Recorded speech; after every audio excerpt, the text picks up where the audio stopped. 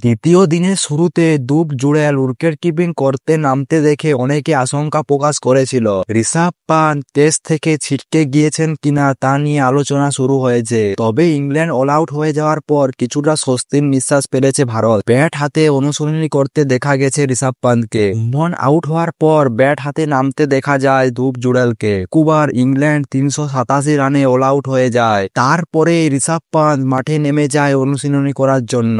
Bat pad gloves দেখে চিৎকার করতে থাকে ভারতীয় সমর্থকরা। ঋষভ পান্ত মৃদু হেসে নেটের দিকে চলে যান। ঋষভ পান্তকে অস্বস্তি দেখাচ্ছিল, কিন্তু ব্যাট করার জন্য আগ্রহী ছিল। নিজেকে অনুপ্রাণিত করতে গিয়ে নিজের সঙ্গেই কথা বলছিল পান্ত, নিজেকেই নিজে উৎসাহিত করছিল। তবে অস্বস্তি এড়ানো যায়নি, বারবার নিজের বাঁ হাত দেখতে থাকে ঋষভ পান্ত। যন্ত্রণা যে করছে তা বোঝা যাচ্ছিল মুখ দেখে। তবে অনুশীলন থেকে ফেরার সময় হাসি মুখে ছিলেন। ভারতের ইনিংস চলার সময় হাসি মুখে সাজঘরে দেখা যায় তাকে। ঋষভ পান্তের চিকিৎসা চলছে। জাতীয় দলের মেডিকেল টিমের পর্যবেক্ষণ রয়েছে ঋষভ পান্তের সঙ্গে। পরিবর্তে ধ্রুব জুড়েল উইকেট রক্ষক হিসেবে নেমেছে।